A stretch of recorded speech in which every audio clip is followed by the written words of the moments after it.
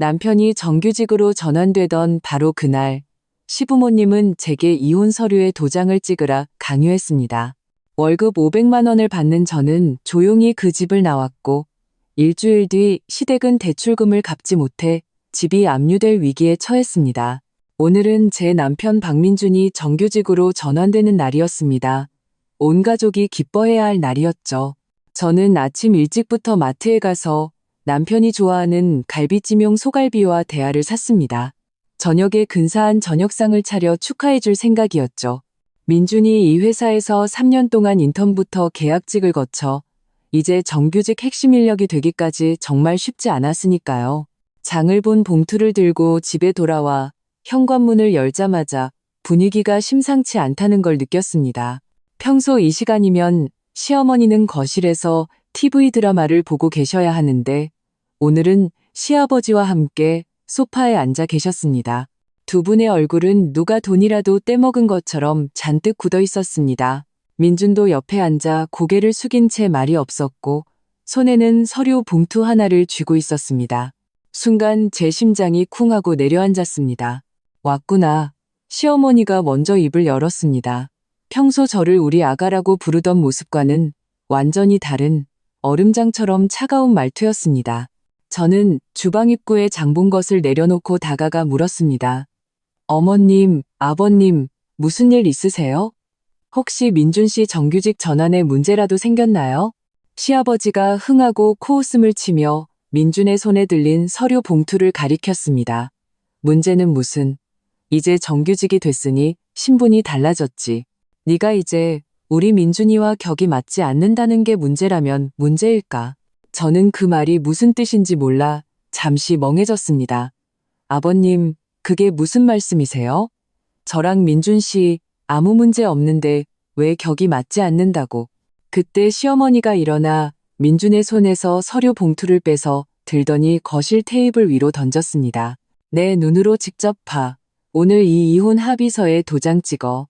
테이블 위에 놓인 이혼 합의서라는 글자를 보는 순간 머릿속이 하얗게 비는 것 같았습니다. 손이 떨려왔습니다. 저는 합의서를 집어들어 넘겨보았습니다. 위자료나 재산 분할에 대한 언급은 한 줄도 없었고 아이는 민준이 양육한다고 적혀 있었습니다. 아직 아이도 없는데 말이죠. 한마디로 몸만 나가라는 뜻이었습니다. 왜죠? 제 목소리가 떨려 나왔습니다. 저는 민준을 바라보았습니다. 민준 씨, 이게 대체 어떻게 된 일이야? 말을 해봐. 민준이 고개를 들었지만 제 눈을 피하며 우물쭈물 말했습니다.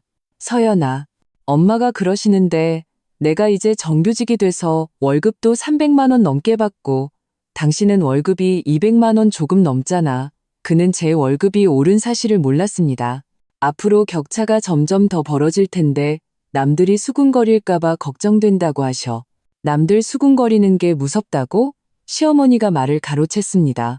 네가 내 아들에게 어울리지 않는다는 게 팩트야. 전에는 정규직도 아니었으니 참고 살았다지만 이제 우리 아들은 회사 핵심 인력이고 앞날이 창창해. 너 같은 평범한 회사원이랑 같이 서 있으면 남들이 우리 아들이 가사도우미랑 결혼한 줄 알겠어. 저는 온몸이 분노로 떨렸고 눈물이 눈가에 핑 돌았지만 억지로 참아냈습니다. 민준과 결혼한 2년 동안 집안일은 거의 제 몫이었습니다. 그가 야근할 때면 아무리 늦어도 기다렸다가 따뜻한 밥을 차려주었고 시부모님이 아프실 때면 연차를 내고 병원에 모시고 가 물을 떠다 드리고 약을 챙겨드렸습니다.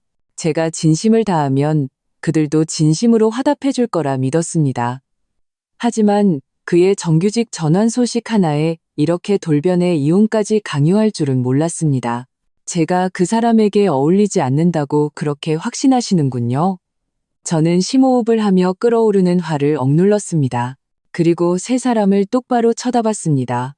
시아버지가 귀찮다는 듯 손을 저었습니다. 쓸데없는 소리 그만하고 빨리 도장이나 찍어. 오늘 안 찍으면 이 집에서 한 발짝도 못 나갈 줄 알아. 민준도 옆에서 거들었습니다. 서연아, 제발. 그냥 먼저 도장 찍어줘. 나중에 친구처럼 지낼 수도 있잖아. 민준의 그 나약한 모습을 보자 제 마음속에 남아있던 마지막 미련마저 사라졌습니다. 좋습니다. 그들이 이렇게까지 매정하게 나온다면 저도 더 이상 연연할 필요가 없었습니다. 저는 펜을 집어들었습니다. 분노로 손가락이 미세하게 떨렸지만 서명을 할 때는 이상하리만치 단호했습니다. 서명을 마친 후 저는 펜을 테이블에 던지고 침실로 향했습니다. 짐을 싸서 이 역겨운 집을 떠나야 했습니다. 침실에 들어가 옷장을 열었습니다. 걸려있는 옷들을 보니 오히려 마음이 차분해졌습니다. 예전에는 민준과 행복하게 살 생각만 하며 옷을 사도 항상 그 사람 것을 먼저 샀습니다. 제 옷 중에는 비싼 것이 거의 없었죠. 그래서 짐 싸기도 간단했습니다. 옷장 위에서 캐리어 하나를 꺼냈습니다. 결혼 전에 제가 직접 산 것이었습니다. 나중에 민준과 함께 여행 갈 때 쓰려고 샀는데 이렇게 이 집을 떠나는 짐가방이 될 줄은 몰랐습니다. 자주 입는 옷 몇 벌을 개어 캐리어에 넣고 침대 협탁 서랍에서 제 체크카드와 주민등록증을 꺼냈습니다. 이 카드는 제 월급 통장과 연결된 카드였습니다. 석 달 전 제가 팀장으로 승진하면서 월급이 기존 250만 원에서 500만 원으로 올랐습니다. 이 사실을 민준과 시부모님께 말하지 않았던 것은 첫째는 겸손하고 싶었고 둘째는 가족끼리 굳이 돈 이야기를 할 필요가 없다고 생각했기 때문입니다. 매션더 그게 지금 제가 이 집을 떠나는 가장 큰 버팀목이 될 줄이야. 짐을 반쯤 쌌을 때 시어머니가 갑자기 문을 열고 들어왔습니다. 제 캐리어를 곁눈질로 훑어보며 비웃음 가득한 말투로 말했습니다. 짐이 그것뿐이야? 하긴 이 집에서 네가 장만한 비싼 물건도 없지. 잘 됐네. 떠나도 집이 깨끗하겠어. 저는 대꾸하지 않고 화장품을 파우치에 계속 담았습니다. 제가 말이 없자 그녀는 두어 걸음 더 다가왔습니다. 내가 충고하는데 이혼하는 게 너한테 최선의 선택이야. 나중에 다시 민준이 찾아올 생각은 꿈도 꾸지 마. 우리 아들은 이제 장래가 유망한 사람이니까 네가 앞길 막지 말라고. 저는 하던 일을 멈추고 그녀를 쳐다봤습니다. 걱정 마세요. 다시는 그 사람 찾을 일 없을 테니까요. 두 분이야말로 앞으로 잘 사세요. 너무 높은 가지만 바라보지 마시고요. 제 말에 시어머니의 얼굴이 붉어졌습니다. 네가 상관할 바 아니야. 빨리 짐이나 싸서 나가. 민준이가 후회하기 전에 떠나야지. 안 그러면 너만 더 비참해질 거야. 그녀는 그렇게 말하고는 문을 세게 쾅 닫고 나갔습니다. 거실에 있던 민준과 시아버지도 들었을 만큼 큰 소리였습니다. 저는 깊게 숨을 들이쉬고 마지막 물건을 캐리어에 넣은 뒤 지퍼를 잠갔습니다. 캐리어는 무겁지 않았습니다. 기껏해야 10kg 남짓. 이 집에서의 제 2년간의 감정처럼 많아 보였지만 막상 들어보니 그렇게 무겁지 않았습니다. 캐리어를 끌고 침실을 나왔습니다. 민주는 여전히 소파에 앉아 고개를 더 깊이 숙이고 있었습니다. 시아버지는 TV를 보며 저를 못 본 척했습니다. 현관으로 걸어가 신발을 갈아 신었습니다. 그리고 제가 2년간 살았던 이 집을 돌아보았습니다. 거실 벽에는 저와 민준의 결혼 사진이 걸려 있었습니다. 사진 속 우리는 활짝 웃고 있었죠. 지금 보니 참으로 아이러니했습니다. 저 갈게요. 거실을 향해 말했지만 아무도 대답하지 않았습니다. 민준이 몸을 꿈틀거리며 무언가 말하려는 듯했지만 결국 입을 열지 않았습니다. 시아버지는 고개조차 들지 않고 TV 화면에 시선을 고정한 채였습니다. 캐리어를 끌고 문을 열고 밖으로 나갔습니다. 문을 닫는 순간 집안에서 시어머니가 민준에게 하는 말이 들렸습니다. 제발아, 뒤도 안 돌아보고 가네.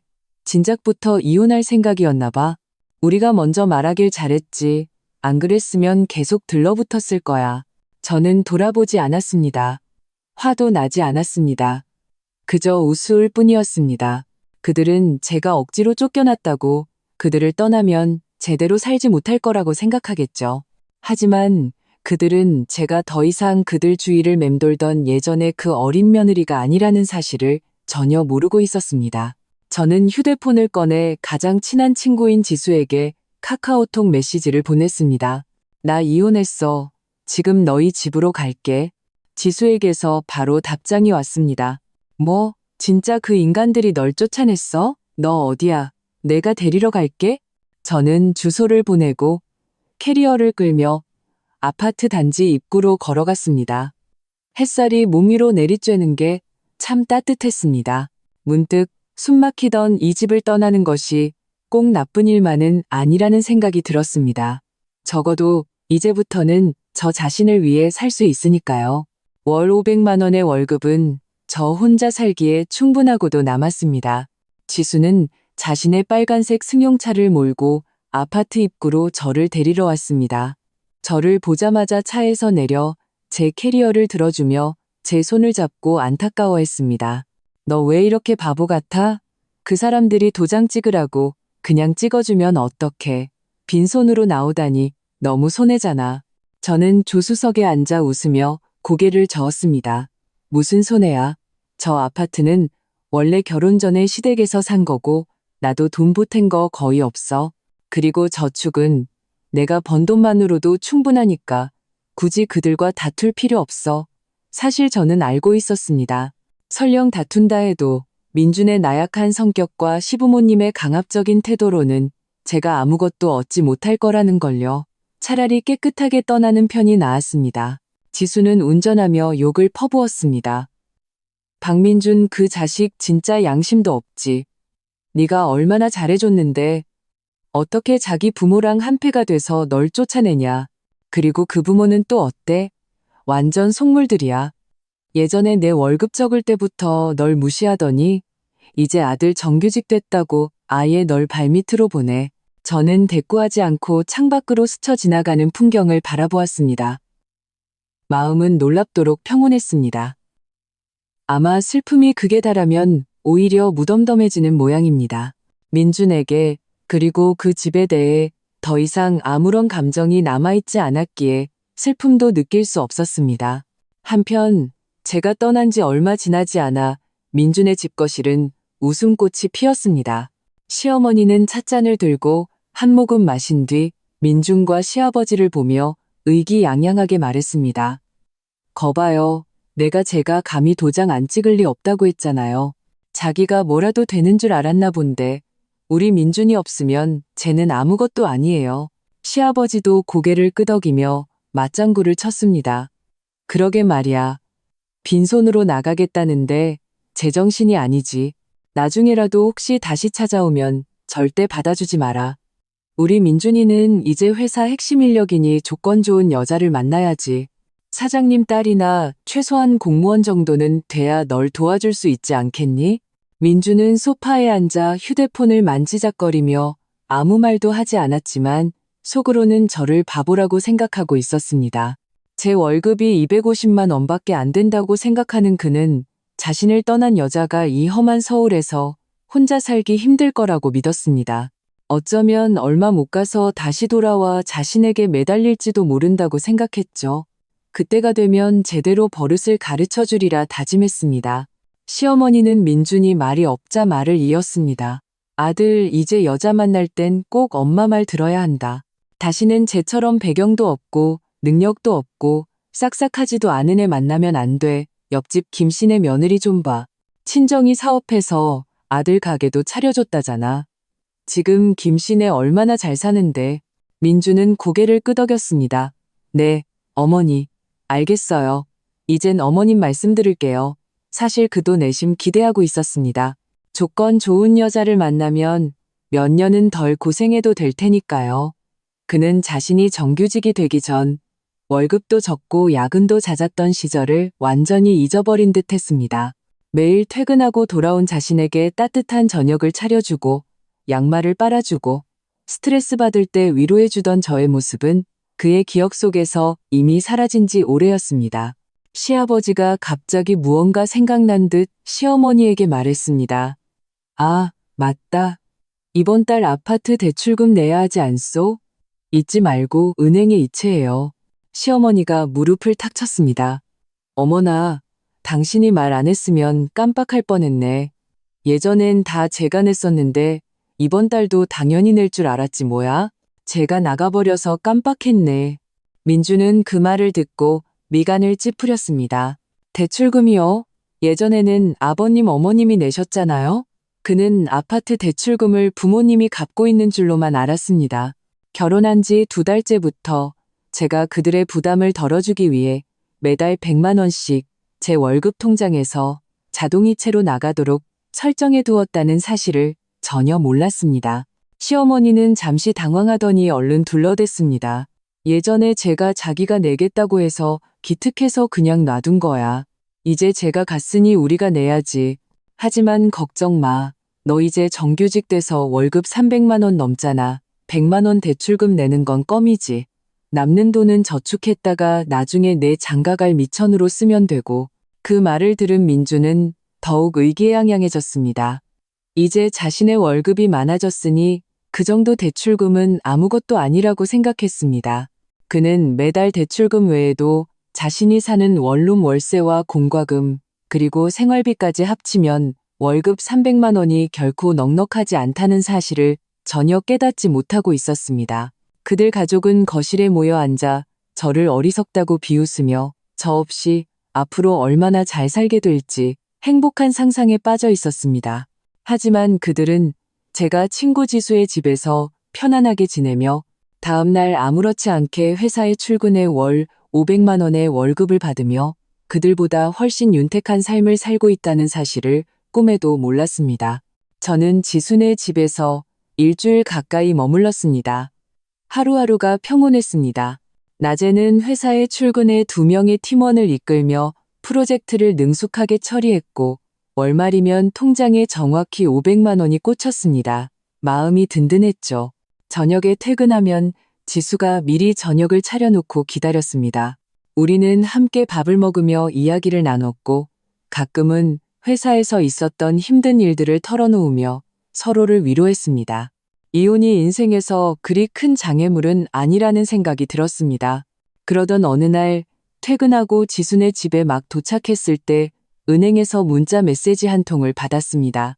예전에 제가 설정해 두었던 아파트 대출금 자동이체 계좌가 성공적으로 변경되었다는 알림이었습니다. 저는 문자를 보며 빙그레 웃었습니다. 이혼하기 전에 저는 미리 은행에 가서 자동이체 계좌를 민준의 계좌로 바꿔놓았던 것입니다. 아파트는 그들 명의니 앞으로 대출금은 당연히 그들이 직접 갚아야 할 몫이었습니다. 저는 그들에게 이 사실을 알리지 않았습니다. 굳이 그럴 필요를 느끼지 못했고 그들이 이 사실을 알게 되었을 때 어떤 반응을 보일지 궁금하기도 했습니다. 한편 민준의 집에서는 초인종이 울렸습니다. 시아버지는 거실에서 신문을 읽다가 초인종 소리를 듣고 민준에게 문을 열어보라고 소리쳤습니다. 택배 왔나 보다. 민준은 하던 게임을 멈추고 마지못해 문을 열었습니다. 택배 기사가 건네는 봉투를 받아보니 은행 로고와 함께 주택담보대출 연체고지서라는 글자가 선명하게 찍혀 있었습니다. 그는 봉투를 들고 거실로 들어오며 미간을 찌푸렸습니다. 아버지, 은행에서 온 건데 대출금 관련인 것 같아요. 시아버지는 신문을 내려놓고 봉투를 받아 뜯었습니다. 안에 든 고지서를 꺼내 읽는 순간 그의 얼굴이 순식간에 굳어졌습니다. 이게 어떻게 된 거야? 부엌에서 나오던 시어머니가 그 소리를 듣고 다가왔습니다. 무슨 일이에요? 당신 얼굴이 왜 그렇게 사색이 됐어요? 시아버지는 고지서를 시어머니에게 건네며 떨리는 목소리로 말했습니다. 당신이 직접 봐. 은행에서 이번 달 대출금이 안 들어왔다고 3일 안에 내지 않으면 연체이자가 붙는다고 하잖아. 시어머니는 고지서를 받아들고 눈을 동그랗게 떴습니다. 말도 안 돼. 예전엔 이맘때쯤이면 벌써 빠져나갔는데 왜 안 나갔다는 거야? 은행에서 실수한 거 아냐? 그녀는 중얼거리며 고지서를 샅샅이 훑었지만 고지서에는 연체 금액 100만 원, 납부 기한 3일 후라고 명확하게 적혀 있었습니다. 민준이 다가와 고지서를 보더니 당황하며 말했습니다. 어머니, 제 월급 통장에서 빠져나가게 하신 거 아니었어요? 그는 시어머니가 대출금 문제를 당연히 처리했을 거라고 생각했습니다. 시어머니가 100만 원 대출금은 아무것도 아니라고 큰소리쳤으니까요. 시어머니는 고지서를 테이블에 내던지며 민준에게 소리쳤습니다. 나는 네가 처리한 줄 알았지? 아버님은 나더러 하라고 하고 나는 네 월급이 많으니 네가 직접 하는 게 편할 것 같아서 신경 안 썼단 말이야. 그 말을 들은 시아버지가 발끈했습니다. 내가 언제 민준이더러 하라고 했소? 내가 분명히 당신더러 빨리 은행 가서 이체하라고 했잖아. 자기가 잊어버리고는 왜 나한테 뒤집어 씌워. 제가 잊어버린 건 당신이 하루 종일 집에서 신문만 보고 아무것도 신경 안 쓰니까. 그렇죠. 시어머니도 화가 나서 시아버지와 말다툼을 시작했습니다.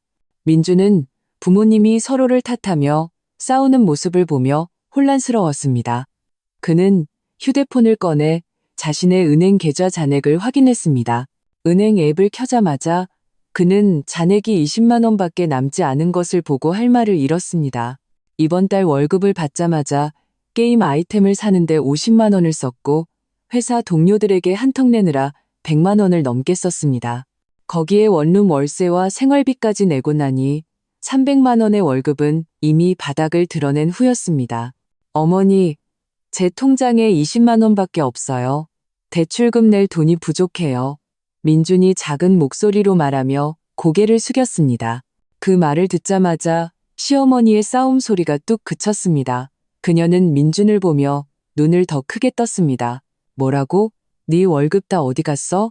월급 받은 지 며칠 됐다고 20만 원밖에 안 남았다는 게 말이 돼? 저 동료들 밥 사주고 게임 아이템도 좀 사고. 민주는 우물쭈물하며 시어머니의 눈을 쳐다보지 못했습니다. 이 철없는 놈. 시어머니가 화가 나서 손을 들어 민준을 때리려 했지만 시아버지가 말렸습니다. 시아버지가 한숨을 쉬며 말했습니다. 지금 와서 그런 말 해봐야 무슨 소용이야. 당장 돈 구할 방법을 생각해야지. 3일 안에 못 내면 연체 이자뿐만 아니라 나중에 신용등급에도 문제가 생긴다고. 시어머니는 소파에 주저앉아 안절부절 못하며 손을 비볐습니다. 어디서 돈을 구해요? 우리 집 저축도 얼마 없는데? 얼마 전에 아들 차 사주느라 큰돈 썼잖아요. 지금 수중에 30만 원 정도밖에 없어요. 30만 원에 민준이 돈이 10만 원, 합치면 50만 원. 아직 50만 원이 부족하잖아. 시아버지가 절망적인 목소리로 말했습니다. 시어머니는 고개를 끄덕이며 급히 침실로 가서 통장을 가져왔습니다. 그리고 민준에게 남은 돈을 빨리 이체하라고 재촉했습니다. 민준은 돈을 이체하며 중얼거렸습니다. 이럴 줄 알았으면 동료들한테 밥 사주지도 않고 게임 아이템도 안 사는 건데. 시어머니가 그를 쏘아붙였습니다. 이제 와서 후회하면 뭐해? 내가 돈 좀 아껴 쓰라고 할 땐 듣지도 않더니 이제 매달 월급 받으면 대출금부터 빼놓고 또 돈 함부로 쓰면 가만 안 둘 줄 알아? 민주는 얼른 고개를 끄덕였습니다. 네, 어머니. 앞으로는 꼭 아껴 쓸게요. 하지만 그들은 몰랐습니다. 이것은 단지 시작에 불과하다는 것을. 이번 달 대출금은 어떻게든 막았지만 다음 달은, 그리고 그 다음 달은 민준의 월급으로는 대출금과 일상적인 지출을 감당하기에 턱없이 부족했습니다. 그리고 그들의 저축도 얼마 남지 않았기에 머지않아 더 큰 문제가 그들을 기다리고 있었습니다. 그날 밤 저는 휴대폰을 보다가 우연히 민준의 인스타그램 스토리를 보게 되었습니다. 그는 요즘 운이 너무 없네. 빨리 지나가길이라는 글과 함께 한숨 쉬는 이모티콘을 올려놓았습니다. 저는 그 스토리를 보며 실소를 금치 못했습니다. 이제 시작일 뿐인데 진짜 불행은 아직 시작도 안 했는걸. 시간은 빠르게 흘러 다음 달 월급날이 되었습니다. 저는 회사에서 500만 원의 월급이 입금되었다는 알림을 받자마자 지수에게서 전화가 걸려왔습니다. 그녀는 이혼 후 제가 점점 더 잘 나가는 것을 축하한다며 저녁에 곱창에 소주를 사겠다고 했습니다. 저는 흔쾌히 수락하고 퇴근 후 약속 장소로 가기 위해 짐을 챙기기 시작했습니다. 하지만 민준의 집 분위기는 저와는 정반대였습니다. 아침에 민준이 월급 입금 문자를 받자마자 시어머니가 옆에 와서 물었습니다. 월급 들어왔니? 얼마야? 민준은 은행 앱을 확인하고 미간을 찌푸리며 말했습니다. 300만 원이요. 지난달이랑 같아요. 시어머니는 고개를 끄덕이며 말했습니다. 그럼 빨리 대출금 100만 원부터 내 통장으로 이체해. 네가 또 함부로 쓸까봐 무서워서 안 되겠어. 그 말을 들은 민준의 표정이 난처해졌습니다. 어머니, 이번 달에 원룸 월세도 내야 하고 공과금도 내야 해요. 거기다 생활비까지 생각하면 100만 원을 빼면 수중에 남는 돈이 거의 없어요. 그럼 좀 아껴 쓰면 되잖아. 시어머니의 미간이 즉시 찌푸려졌습니다. 예전에 정규직 되기 전에는 월급 250만 원으로도 잘 살았잖아. 이제 월급이 올랐는데 왜 돈이 부족하다는 거야? 내가 보기엔 내 씀씀이가 해퍼진 게 문제야. 민주는 변명하고 싶었지만 시어머니의 엄한 표정을 보고는 입을 다물었습니다. 그는 마지못해 100만 원을 시어머니 통장으로 이체했지만 마음은 불편했습니다. 정규직이 되었으니 조금은 여유롭게 살고 싶었는데 예전처럼 아끼고 살아야 한다는 사실이 불만스러웠습니다. 하지만 그렇게 아껴도 문제는 또다시 터졌습니다. 대출금 납부일, 시어머니는 카드를 들고 은행에 갔습니다. 창구 직원에게 카드를 건네자마자 직원의 말을 들어야 했습니다. 어머님, 이 카드 잔액이 부족한데요. 20만 원이 모자랍니다. 시어머니는 깜짝 놀랐습니다. 잔액이 부족하다고요? 그럴 리가 없는데. 우리 아들이 분명히 100만 원을 이체했는데 왜 부족하다는 거죠? 창고 직원은 웃으며 설명했습니다. 어머님, 이 카드는 지난달에 문자 서비스 수수료 5천 원이랑 연회비 1만 5천 원이 빠져나갔고요. 오랫동안 안 쓰셔서 휴면 계좌 관리 수수료까지. 그래서 지금 잔액이 80만 원밖에 안 남았어요. 그제야 시어머니는 이 카드가 몇 년 전에 만들어 놓고 거의 쓰지 않았던 카드라는 사실을 기억해냈습니다. 각종 수수료가 나갈 거라고는 생각도 못했던 것입니다. 그녀는 급히 민준에게 전화를 걸어 20만 원을 더 이체하라고 했습니다. 민준은 회사 근처 카페에서 커피를 사려다가 전화를 받았습니다. 20만 원을 더 보내라는 말에 그는 짜증이 났습니다. 어머니, 제 수중에 이제 100만 원밖에 안 남았어요. 거기서 20만 원을 또 보내드리면 저는 이번 달에 80만 원으로 살아야 해요. 말이 안 되잖아요. 말이 안 돼도 보내야 해. 전화기 너머로 들려오는 시어머니의 목소리는 매우 컸습니다. 대출금 못 내면 우리 집 압류당한다고. 우리 가족 전부 길바닥에 나앉고 싶어? 민주는 시어머니의 호통에 어쩔 수 없이 100만 원을 이체했습니다. 전화를 끊고 그는 손에 든 커피를 보며 억울한 마음이 들었습니다. 분명 정규직이 되었는데 삶은 예전보다 더 팍팍해진 것 같았습니다. 이 모든 것이 이혼 때문이라고 생각했습니다. 만약 제가 곁에 있었다면 대출금 걱정은 하지 않아도 됐을 텐데, 하지만 그는 예전에 대출금을 모두 제가 내고 있었다는 사실, 그리고 그가 이런 문제에 대해 전혀 신경 쓰지 않았다는 사실은 까맣게 잊고 있었습니다. 이제 겨우 그 일부를 책임지게 되었을 뿐인데도 이렇게 힘들어하는 것이었습니다. 만약 그가 제 월급이 500만 원이라는 사실을 알게 된다면 어떤 반응을 보일까요? 시어머니는 겨우 대출금을 냈지만 마음은 여전히 불안했습니다. 그녀는 시아버지에게 말했습니다. 여보, 이래선 안 되겠어요. 매달 민준이 월급에서 100만 원씩 대출금으로 나가면 제 수중에 남는 돈이 없잖아요. 나중에 급한 일이라도 생기면 어떡해요? 시아버지도 한숨을 쉬었습니다. 나도 그게 걱정이요. 예전에 며느리가 있을 땐 대출금은 다 걔가 내서 우리가 신경 쓸 필요가 없었는데 걔가 나가니 모든 부담이 우리한테 돌아왔구려. 다 민준이 때문이에요. 시어머니는 갑자기 화살을 민준에게 돌렸습니다. 내가 그때 며느리랑 이혼하지 말라고 했는데 당신 말을 듣고는 이제 꼴 좋게 됐네요. 우리 힘으로 대출금도 못 낼 지경이잖아요.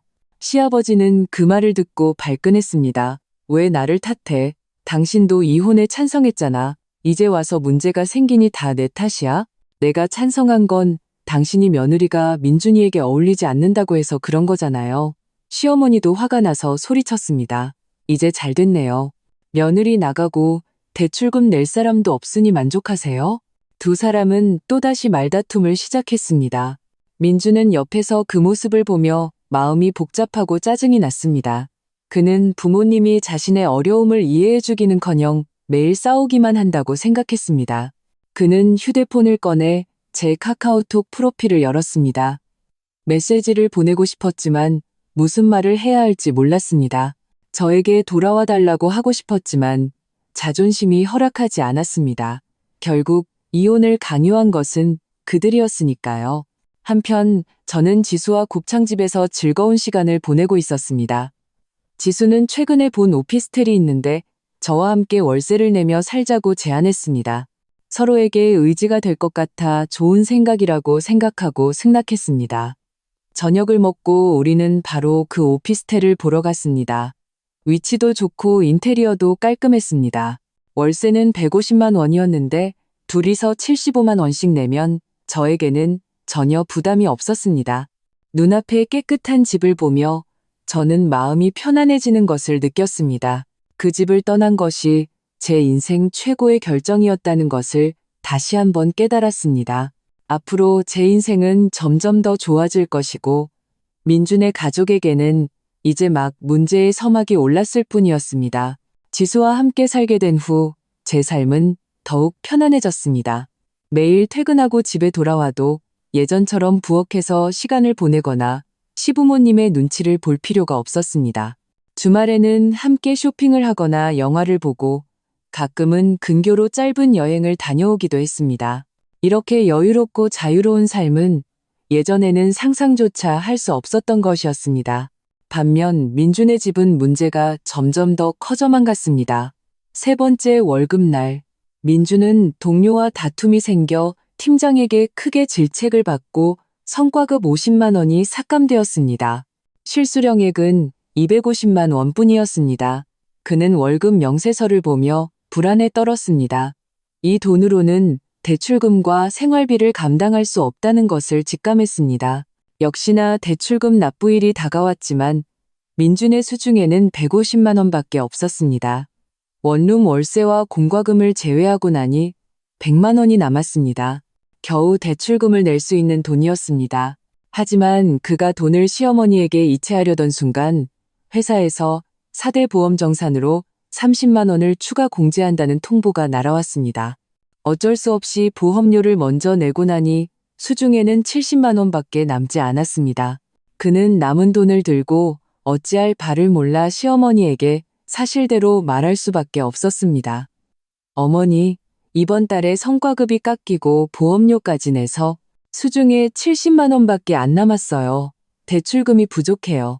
시어머니는 그 말을 듣자마자 폭발했습니다. 70만 원? 그럼 30만 원이 부족하잖아? 너는 어쩜 그렇게 쓸모가 없니? 회사에서 동료랑 싸워서 성과급이나 깎이고 이제 어쩔 거야. 대출금 못 내면 집 압류당한다고. 우리 가족 다 길바닥에 나앉게 만들 셈이야? 민주는 시어머니의 욕설에 고개도 들지 못하고 중얼거렸습니다. 저도 어쩔 수 없었어요. 동료가 먼저 시비를 걸어서 그럼 동료랑 잘 지내면 되잖아. 시어머니는 갈수록 화가 났습니다. 예전에 며느리가 있을 땐 동료들이랑 어떻게 지내야 하는지 조언도 해주더니 걔가 가니까 넌 아무것도 못하는구나. 시아버지는 옆에서 듣다가 한숨을 쉬었습니다. 이제 와서 그런 말 해봐야 소용없어. 빨리 돈 구할 방법이나 찾아봐요. 우리 집에 저축 남은 거 얼마나 있어? 시어머니는 통장을 뒤적이더니 더욱 절망적인 표정을 지었습니다. 50만 원 남았어요. 이것도 내가 아끼고 아껴서 모은 건데 50만 원에 민준이 돈 70만 원을 합쳐도 아직도 부족하잖아. 시아버지가 미간을 찌푸리며 말했습니다. 당신 동생한테 좀 빌려보면 안 되겠소? 시어머니는 고개를 저었습니다. 내 동생 지난달에 차 사서 돈 없어요. 그리고 걔 성격에 절대 안 빌려줄 거예요. 그럼 어떡해? 시아버지도 다급해졌습니다. 뻔히 눈뜨고 집이 압류당하는 걸 보고만 있을 순 없잖아. 그들이 속수무책으로 발만 동동 구르고 있을 때 초인종이 울렸습니다. 민준이 문을 열자 문 앞에는 은행 유니폼을 입은 두 사람이 서 있었습니다. 순간 그의 심장이 쿵 내려앉았습니다. 그중 한 사람이 서류를 내밀며 말했습니다. 박민준 씨 되십니까? 저희는 XX은행 직원입니다. 이것은 귀하 대개주택담보대출 연체 독촉장과 주택압류 예고 통지서입니다. 댁은 이미 2달 연속으로 대출금을 제때 납부하지 않으셨습니다.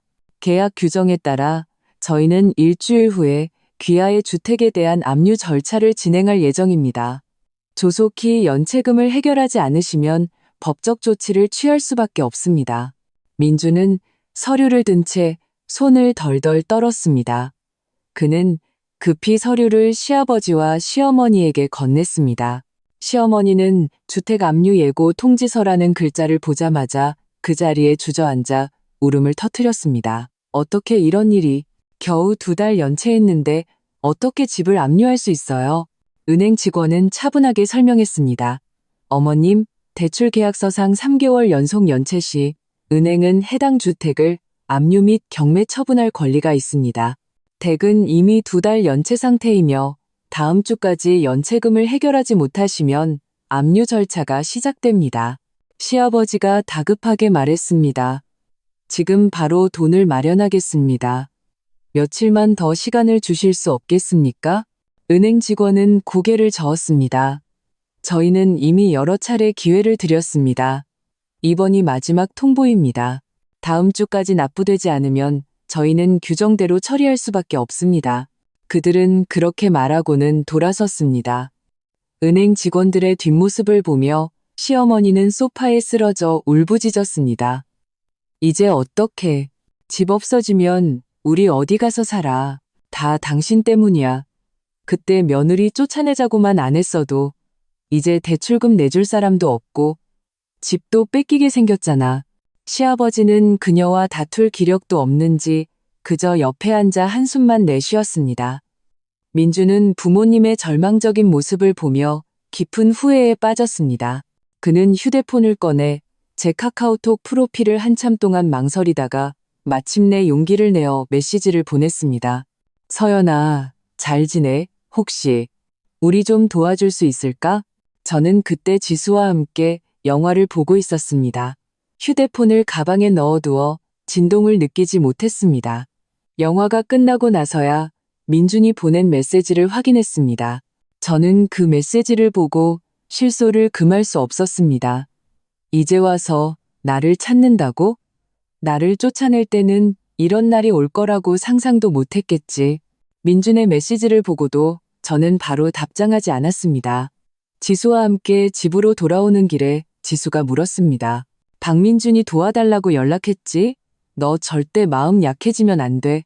그들이 너한테 어떻게 했는지 잊었어? 저는 웃으며 고개를 끄덕였습니다. 걱정 마. 나 그렇게 바보 아니야. 자기들이 아쉬우니까 이제 와서 나를 찾는 거지. 집에 돌아와 씻고 막 침대에 누웠을 때 휴대폰이 다시 울렸습니다. 이번에는 시어머니였습니다. 잠시 망설였지만 무슨 말을 할지 궁금해서 전화를 받았습니다. 아가, 지금 어디니? 시어머니의 목소리는 예전과 완전히 달랐습니다. 저를 쫓아낼 때의 그 앙칼진 목소리는 온데간데 없고 비굴함마저 섞인 목소리였습니다. 저는 일부러 차갑게 대답했습니다. 제 집에 있죠. 무슨 일이세요? 저기, 시어머니는 잠시 머뭇거리더니 어렵게 입을 열었습니다. 집에 좀 어려운 일이 생겨서 대출금을 못 냈더니 은행에서 집을 압류하겠다고 하네. 네가 먼저 좀 내주면 안 될까? 우리가 돈 생기면 바로 갚을게. 저는 속으로 코웃음을 쳤지만 겉으로는 일부러 이렇게 말했습니다. 어머님, 저도 도와드리고는 싶은데 저도 돈이 없어요. 아시잖아요. 제 월급 250만 원밖에 안 되는 거. 이혼하고 나서는 더 힘들어져서 제 한 몸 건사하기도 벅차요. 제가 무슨 돈이 있어서 대출금을 대신 내드리겠어요. 시어머니는 제 말을 듣고 다급하게 말했습니다. 그럴 리가, 네가 예전에는 돈 잘 벌었잖아. 어떻게 자기 몸 하나 건사하기 힘들다는 거야? 혹시 우리 돕기 싫어서 핑계대는 거 아니니? 저는 여전히 차가운 목소리를 유지했습니다. 정말이에요. 돈만 있었으면 당연히 도와드렸겠죠. 그래도 한때는 가족이었는데, 하지만 정말 돈이 없어요. 전화를 끊고 나니 속이 다 후련했습니다. 다음 날 아침 회사에 막 도착했는데 회사 건물 앞에 민준과 시부모님이 서 있는 것을 보았습니다. 그들이 회사까지 찾아올 줄은 몰라 조금 놀랐습니다. 민준은 저를 보자마자 달려와 다급한 목소리로 말했습니다. 서연아, 제발 우리 좀 도와줘. 집이 압류당하면 우리는 정말 갈 곳이 없단 말이야. 시어머니도 다가와 제 손을 잡으며 눈시울을 붉혔습니다. 아가, 예전에는 이 어미가 잘못했다. 내가 너를 무시하고 쫓아낸 거 다 내 잘못이야. 제발 이번 한 번만 용서하고 우리 좀 도와다오. 주변을 지나가던 동료들이 호기심 어린 눈으로 우리를 쳐다봤습니다. 저는 창피해서 그들을 회사 근처 카페로 데리고 갔습니다. 구석자리에 앉아 시아버지가 먼저 입을 열었습니다. 아가, 우리가 예전에 잘못한 거 안다. 네가 대인배니 우리를 용서해다오. 일단 대출금만 좀 해결해주면 나중에 우리가 꼭 보답하마. 저는 그들의 다급하고 후회에 가득 찬 얼굴을 보며 마침내 묵은 체증이 내려가는 것을 느꼈습니다. 저는 가방에서 제 월급 통장과 연결된 카드와 휴대폰을 꺼냈습니다. 그리고 은행 앱을 열어 지난달 월급 입금 내역을 그들에게 보여주었습니다. 제가 월급이 적어서 민준 씨에게 어울리지 않는다고 하셨죠? 보세요. 저는 석 달 전에 이미 팀장으로 승진했고 월급은 500만 원입니다. 민준 씨 월급 300만 원보다 훨씬 많아요. 세 사람은 휴대폰 화면에 찍힌 5, 0, 0원이라는 숫자를 보고 눈이 휘둥그레졌습니다. 얼굴에는 믿을 수 없다는 표정이 가득했습니다. 민준이 더듬거리며 말했습니다. 네, 내 월급이 500만 원이라고? 왜 나한테 말 안 했어? 저는 차갑게 웃으며 말했습니다. 말했으면 당신이 믿었을까요? 당신들은 제 월급이 250만 원이라고 생각하면서 정규직이 된 당신에게 어울리지 않는다고 저를 쫓아냈잖아요. 제가 당신보다 더 많이 벌 수도 있다는 생각은 한 번도 안 해봤겠죠. 그리고 예전 아파트 대출금 두 분이 내신 줄 아셨죠? 결혼한 지 2달째부터 매달 100만 원씩 제가 내고 있었어요. 제가 말하지 않았던 건 가족끼리 그런 걸로 굳이 생색내고 싶지 않았기 때문이에요.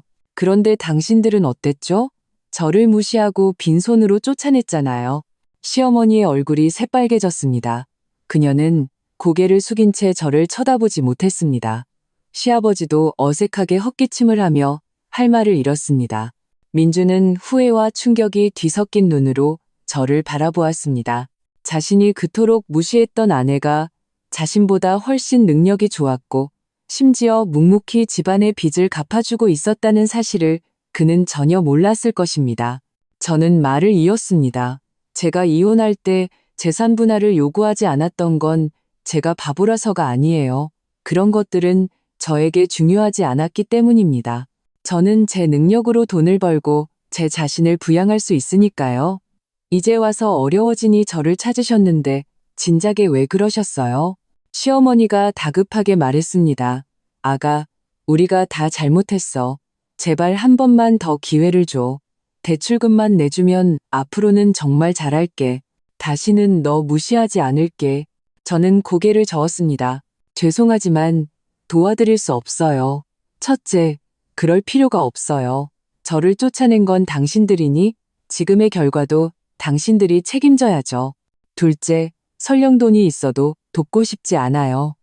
제가 힘들게 번 돈으로 왜 당신들 대출금을 갚아줘야 하죠? 알아서 해결하세요. 저는 그렇게 말하고 자리에서 일어나 가방을 들고 떠나려 했습니다. 민준이 급히 제 팔을 잡았습니다. 서연아, 가지마. 우리 다시 얘기 좀 해. 응? 저는 그의 손을 뿌리치며 차갑게 말했습니다. 더 이상 할 얘기 없어. 앞으로 각자 인생 사는 거야. 다시는 찾아오지 마.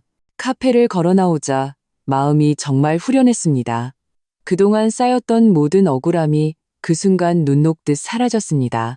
저는 하늘을 올려다 보았습니다. 햇살은 눈부셨고 제 마음도 환하게 빛나는 것 같았습니다.